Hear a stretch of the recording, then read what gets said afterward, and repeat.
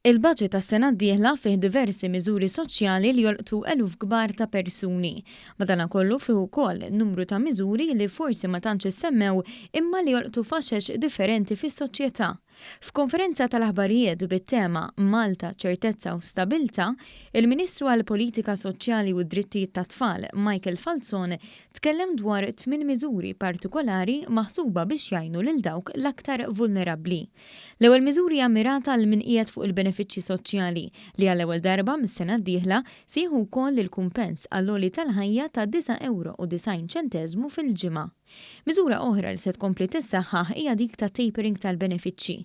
Is-sena d-dieħla min ikun fuq l-assistenza soċjali u joħroġ jaħdem se jibqa' jirċievi 10% aktar tal-benefiċċju fl-ewwel 3 snin f'impjeg.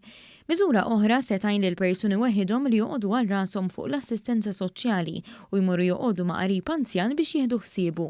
Sa issa dawn kienu jaraw tnaqqis fit-tħul tagħhom jekk ikunu jikkwalifikaw għall-allowance tal-carers mhux miżjuda.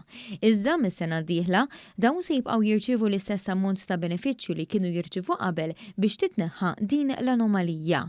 Il-Ministru semma miżura oħra li se tolqot lil dawk li jikkwalifikaw għall-allowance tal-carers miżjuda jew għall-allowance tal-carers mhux miżjuda li jikkwalifikaw għal krediti tal-bulol.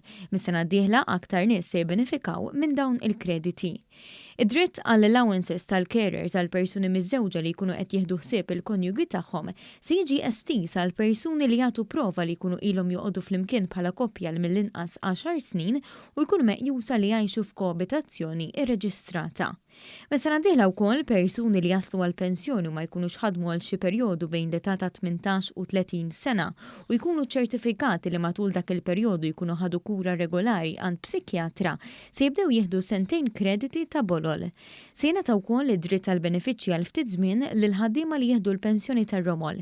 Sal-lum ħaddiema li jkunu qed jieħdu l-pensjoni tar-romol għax ikunu romlu żgħar mhumiex intitolati għal benefiċċji kontributorji tal-qatt, tal-mart jew tal-korriment fuq ix-xogħol. Persuni li ma jkunux f'impjeg jew li jkunu qed jirċievu l-benefiċċju kontributorju tal-qatt jew tal-mart se jibdew jibbenefikaw mill-għajnuna medika biħlas mis-sena d-dieħla. Il-Ministru Michael Falzon qal li dawn il-miżuri ma jilqtux eluf ta' persuni f'daqqa bħaż-żieda fil-pensjonijiet jew il-children's allowance, imma huma importanti biex jagħtu l-imbuttatura meħtieġa lil persuni li jkunu qed jaffaċċjaw diffikultajiet li jagħmluhom vulnerabbli. Soċjetà tibqa' dejjem waħda u kull wieħed u waħda minnha jagħmel parti minn dik is-soċjetà. Għal ħares xi darba naqbdu l-approach li għax huwa numru żgħir ta' nies ninjorawh. Dik tkun falliment kbir għal dik is-soċjetà. Maħniex ħanamlu hekk, ma minniex hekk, kull intenzjoni tibqa' li nkunu hemmhekk għal kulħadd, nikkreaw il-ġid, ma naraw li mbagħad kulħadd jipparteċipa minnu u dawk li l-aktar għandhom bżonn anke jekk huma numru żgħir isibu l-gvern warahom.